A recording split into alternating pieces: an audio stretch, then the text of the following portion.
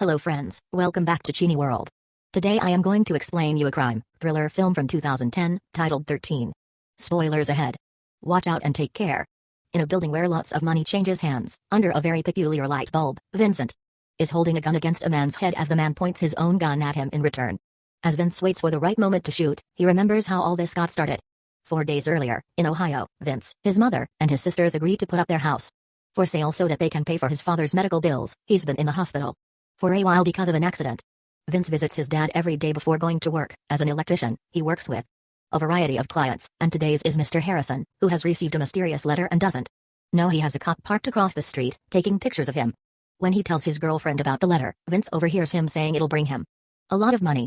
Later that day, Vince returns home to celebrate his youngest sister's birthday and is amused by her wish of having her own lamb.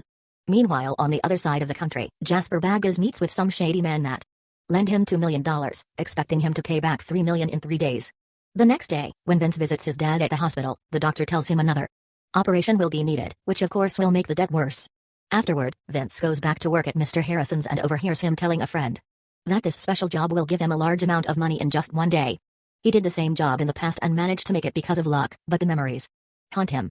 So after his friend is gone, Mr. Harrison goes to his room wanting to have some good time but accidentally dies from an overdose. Sometime later, after the cops have asked all the important questions, Vince is allowed to go.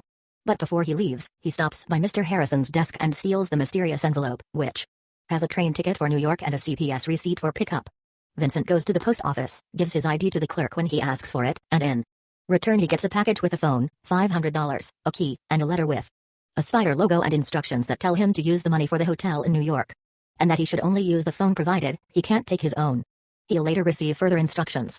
Mr. Harrison's girlfriend tells the police about the missing envelope, and when they go to check the post office, they find Vince's name as the person that picked up Harrison's package. They send this information to Detective Mullen, who has been investigating the case behind those envelopes and orders them to follow Vince around. The next day, Vince puts on his best suit and takes the train to New York, unaware that a cop is following him.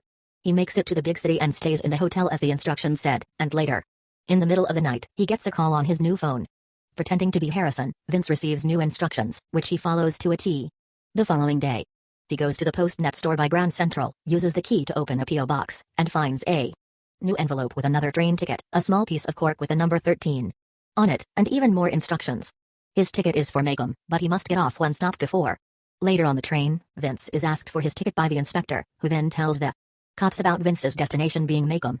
But since he gets off earlier, he manages to get some minutes of advantage on the cops. The next step is to take a cab to the outskirts of town, where another car shows up after the taxi is gone. The driver is Jack, who shows Vince a piece of cork that also has the number 13 on it. After Vince shows his own, Jack calls him over, takes the phone, and takes him away. In the car, Mullen and the cops arrive seconds later after asking the cabbie to take them there. But it's too late, there are no clues for them to follow. Moments later, Jack takes Vince to an old shack in the middle of the forest.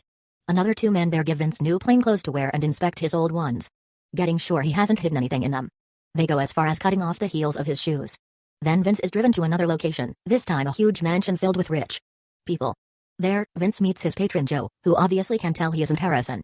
Vince explains that Harrison is dead and he took his place, and Joe sees no choice but to let him play if he doesn't want to get in trouble with the other patrons. Meanwhile, downstairs, there are a lot of bets happening, all of them with high amounts of money. Jasper arrives and bets on the participant he patrons, number 6, and Joe bets on Vince, who has been assigned number 13. The competition everyone is betting on turns out to be Russian Roulette. Vince is given a gun and he must stand in a circle with the other participants, who are all wearing black t-shirts with their numbers. Each man is given 1 bullet and, after making their barrels roll, they must point their gun at the person in front of them while they're pointed at from behind. Then they must wait for the light bulb with a spider logo on it to light up. That's the signal for them to shoot. Anyone that survives passes to the next round. Vince is incredibly nervous and needs Jack's help to load his gun. When the bulb finally lights up, a few men die, but the round isn't over yet. Vince hasn't shot his gun. Security comes over and threatens him with getting shot too if he doesn't follow the rules, so Vince gathers as much strength as he has and finally fires his gun. Thankfully, the guy in front of him survives. After the first round is done, Joe talks to Vince privately and tells him to man up. Joe also begins taking bets from the patrons that lost their men, and Jack offers Vince some morphine, which he turns down. Meanwhile, Patrick Jefferson, who is participant number 17, talks to his patron Jimmy, telling him he'll pay him 50 times more if he gets him out of here. Jimmy doesn't understand why Jefferson is participating in such a competition if he Has so much money, so Jefferson tells him his story. He used to be in jail, until one night, they made him dress up to then lock him in a box. That was shipped to this mansion. Jefferson was in the box for a whole 2 days, but Jimmy isn't moved by this tale and says he can't help. Jasper is also getting some extra bets on his participant, who happens to be his brother, Ronald Lindbagus. Until very recently, Ronald had been in a mental institution, but Jasper took him out, just so he could be his player. The second round begins, and this time, each gun will have 2 bullets in them. Half of the circle dies, and Vince survives by sheer luck. The guy behind him didn't even have time to shoot. There is a moment of surprise when number 16 suddenly stands up again, but when the doctor checks his injuries, he declares him incapable of continuing, so security shoots him for good. Participant number 11, Hans, has a mental breakdown, so his patron Schlendorf tries to calm him down with a motivational speech, but it isn't very helpful. Jefferson has another chat with Jimmy, telling him more about his past. He went to prison for robbing a truck, but before he was captured, he hid the money somewhere safe. If he loses the competition, Jefferson wants Jimmy to find the money using a map he's just drawn and he'll be keeping in his pocket.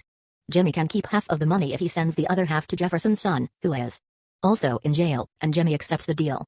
While collecting more bets, Jasper is having some flashbacks of his own. Back when he took his brother out of the mental institution, Ronald stopped taking his medication, claiming he felt better without it. Now, however, he doesn't look so well. When Jasper draws a number and learns Ronald will be pointing at 13, Ronald throws an ashtray at Vince's head and Jasper has to stop him from making a scene. Round 3 begins and the stress is taking a noticeable toll on the participants. Hans is given morphine to calm him down and send him to the game, and number 3 needs a chair to be able to participate at all. Ronald provokes Vince into pushing him and even slaps him as well, but the host stops things before they escalate. In this round, each player will have 3 bullets. The players go through the usual steps and shoot, leaving only 5 alive: Vince, Jefferson, Ronald, number 3, and number 9. This means the competition can enter the final stage of the game, the duel. 5 wrapped balls have been put on the table, 2 black and 3 white. The patrons of the remaining 5 players will each choose a ball, and the 2 that get the black ones will be in the final duel while the other 3 are free to go. Jasper and Joe grab the black ones, which means Vince will be going against Ronald. Jasper, having the experienced player, receives most of the new bets, but Joe manages to convince Schlendorf to bet on Vince because their chance will be 5-1, meaning much more money. Jimmy informs Jefferson can collect his money and go. But when Jefferson gets distracted while changing back into his normal clothes, Jimmy surprises him from behind and tries to kill him. Thankfully, security finds them before the worst happens and reminds Jimmy survivors can't be hurt. Jefferson curses Jimmy's name and makes fun of him for believing tales as he takes out the piece of paper he had in his pocket and shows his blank. Jimmy and the guard leave, and before he finishes changing, Jefferson reveals it was all a trick. The blank paper had been a decoy. He still has the map on him as well and proceeds to burn it before finally leaving. Before the final round begins, Ronald snaps at Jasper, insulting him and asking for his share of money this time. He knows Jasper got money from their parents to take care of him and Jasper used it to put him in the mental institution, only taking him out to bring him to the game and never sharing what he wins. We go back to the beginning of the story as it's time for the final duel, and each player is given 3 bullets. Vince and Ronald look directly at each other as they point their guns, but when they shoot, neither of them falls a lucky round. For the next try, an extra bullet is added, and this time Ronald dies, meaning Vince has won the competition. Schlendorf celebrates having made such a risky bet and Jasper is upset over having lost his brother, but the one feeling the worst is Vince, who has to live with this death on his shoulders. The final prize Vince gets is $1,850,000, and the man that pays him calls him lucky because Ronald had won all his duels in the past. Schlendorf and Joe congratulate him on his performance and offer him the ride to the train station, which Vince pretends to accept. But when he goes upstairs to pick up his stuff, he goes through the room filled with the participants and escapes the mansion through the window. Jack does notice he's gone, but Joe doesn't seem to care when he's told. Vince makes it to the train station in the morning and he's seen by the taxi driver that took him there the day before, which equals bad news. The driver calls the police and lets them know Vince's location. Luckily for him, Vince sees the police cars arrive from afar and hides his money bag inside a trash can before they catch him. Moments later, he's taken to Mullen to be interrogated. The detective asks about the money, but Vince pretends he doesn't know what he's talking about and makes up a story on the spot. He explains he never made it to the competition because they noticed he wasn't Harrison, so they dropped him in the middle of the forest to shoot him, but he ran away. As proof, Vince shows Mullen his shoes, pretending they had lost their heels because of how hard he ran.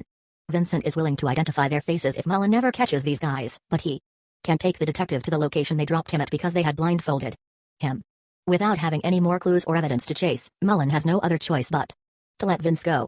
After taking another cab to the station, Vince rushes back to the trash can only to find his bag is gone. But then he notices all the trash bags at the back of the building, meaning they've been changed recently. Vince begins staring the bags open and fortunately, he finds his money, but now he knows he can't risk it again. So instead of traveling with the bag, he goes to the post office and puts all the money in a box that he sends to his family via registered mail. Afterward, he calls his mom to warn her about the package so they can be sure there's someone in the house tomorrow when the mailman arrives. Then he takes the train to New York. After staying the night in a hotel, Vince stops by the grocery store in the morning to buy some snacks. There, he sees a lamp plushie that reminds him of his sister and ends up paying $100 worth because the clerk is reluctant to sell it. Now is time to go home to Ohio. Vince boards his last train and Jasper follows him, making some chit-chat as if this was a perfectly normal situation. When the train makes it to its first station, Jasper shoots Vince and steals the bag, running away with it because he thinks the weight of the big plushie is actually the money. Before dying, Vince swallows the post office receipt as he thinks about his family. Thanks for watching. Please subscribe for more videos.